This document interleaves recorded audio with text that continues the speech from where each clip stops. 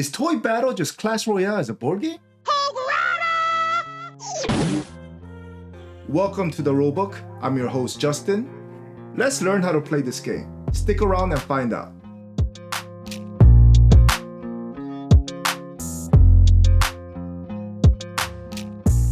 Toy Battle is a two-player exclusive dueling game where you deploy various units on the battlefield, all with their own unique abilities. You and your rival face off on one of 8 different battlefields, all of your own choosing. And these aren't just cosmetic either. Each board has its own unique effects for you to use to your advantage. Your objective? Either capture your rival's headquarters or collect the necessary number of medals scattered across the board. A match of this game takes only about 15 minutes. That's 15 minutes! So whether you want a quick round on your lunch break or have a marathon of 5 games, you could do both. But we could have already finished the game if I keep on rambling. So let's get to the setup. Setup takes about a minute.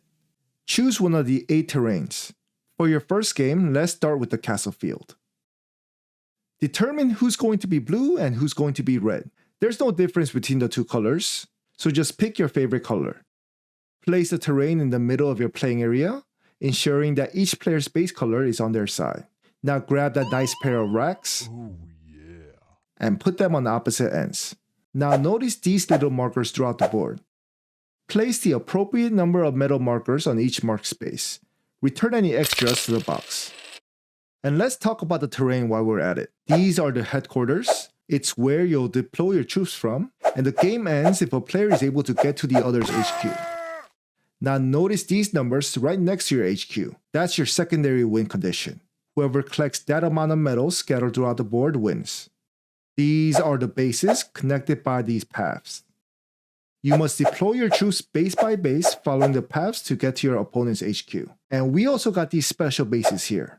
They are up for grabs. Whoever controls one will get a special effect, and every terrain will have its own special effect. Anyways, that was just a quick rundown of the game board. Let's get back to setup.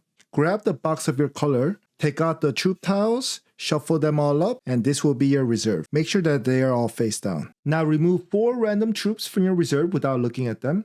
Back in the box. They won't be used in this game. And this adds a level of uncertainty. You never know exactly what's available. Randomly choose a starting player. That player draws 3 troops onto their rack. Their opponent draws 4. Leave an empty space next to the board for the discard pile. And that's pretty much the setup, so let's begin playing. Starting with the first player, you take turns. On your turn, you do one of 2 things. Either draw from the reserve or place a troop. Let's talk first about drawing from the reserve. This is usually done when you can't perform the other action. Take 2 troop tiles from your reserve and place them face up on your rack. Your rack maxes out at 8 troops.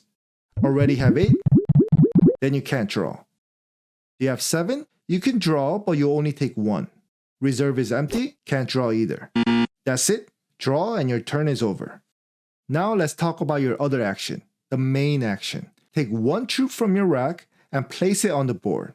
This is where the game lives. When you place a troop, 3 things happen in order. Number 1, you place it in a valid slot following the placement rules. 2, you apply the troop's effect if it has one. And number 3, you apply the special base effect if it is a special base. Let's first talk about those placement rules. 2 rules, and both must be satisfied. Rule number 1, valid slots. You can place your troop on, number 1, an empty base. Number 2, a base occupied by any of your own troops. Yours just goes on top. Number 3, a base occupied by an enemy troop, but only if your troop has a strictly higher strength. Yours goes on top, covering theirs. So this is not allowed. And this is not allowed. And number 4, on your opponent's headquarters, which wins the game immediately. You can never place a troop on your own headquarters. And when you stack troops, only the top one counts as occupying the base. You can look underneath if you want to, but you could never change the order. Here is rule number 2, connection to your HQ. This is the big one. You must always place your troop on a slot that is connected to your HQ. Connected means you can trace a continuous path from your HQ to the target base passing only through bases that you yourself occupy. Empty bases cut the connection.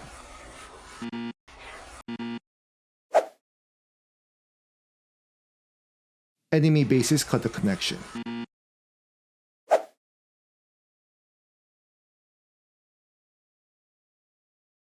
A region is a closed zone surrounded by paths and bases. At any time, not just on your turn, as soon as you occupy all the bases surrounding a region, you can take control of it. When you take control, grab all the metal markers from the center of that region, if there are any, and set them next to your rack. You keep them for the rest of the game, even if later you lose control of that region. If someone takes control of a region whose metals has already been claimed, nothing happens. First come, first served. You can take control of multiple regions on the same turn if your placement completes more than one. Let's talk about the win conditions. There's 2 ways to win immediately, plus 1 tiebreaker scenario. Place one of your troops on your opponent's HQ, game over, you win. If the terrain has multiple enemy HQ spaces, you only need to capture one. But remember, you can only reach it if you have a connected path from your HQ to theirs. This usually means a sustained push across the board.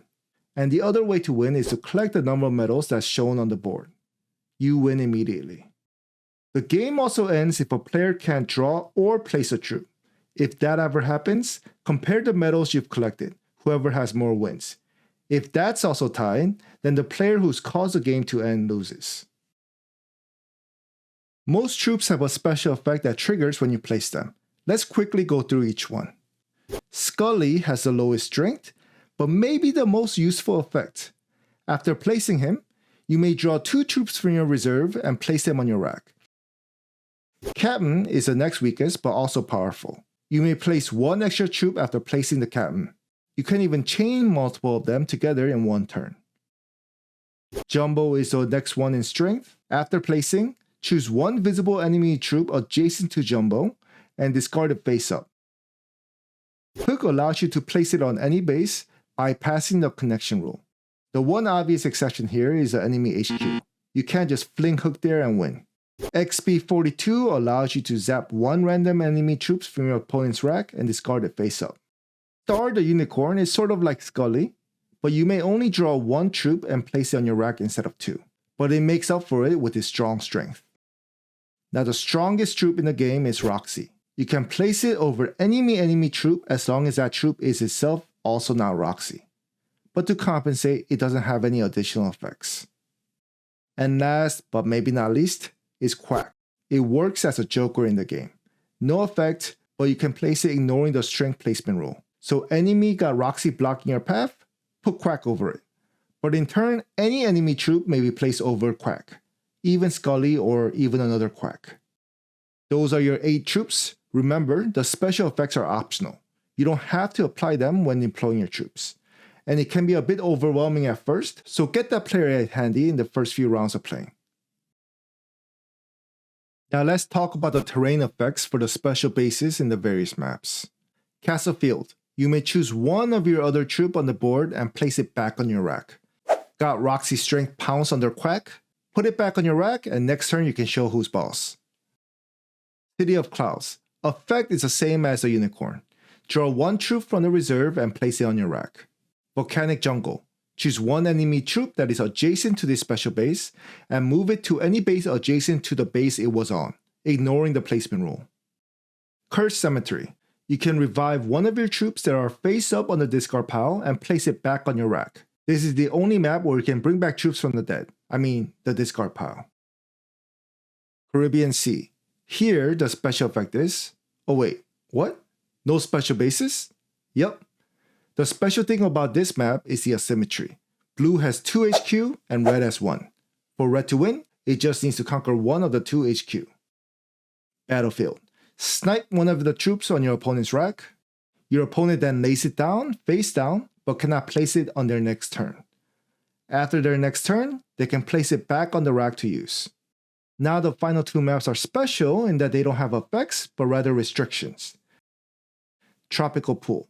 Only troops with the indicated values can be placed. This applies even to the HQ.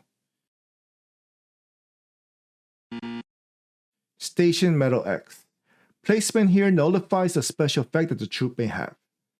That's it for the entire rules. You're all set and ready to go. So, is Toy Battle just Clash Royale as a board game? Maybe a little. I mean, each troop has unique effects. You have headquarters, but that's pretty much where the similarity ends. Nevertheless, this game is a blast to play. There's so much different variety in this game. For the 8 different troops that you have, as well as a special basis that changes depending on the map that you play. And you have 8 maps to play from. Like, this game didn't need to come with all those 8 maps, but it did, and I'm here for it. Well, that was a how to play video on Toy Battle. Hit that like button and subscribe if you want more how to play videos, more coming in the future. Thanks for watching, that's in the rulebook.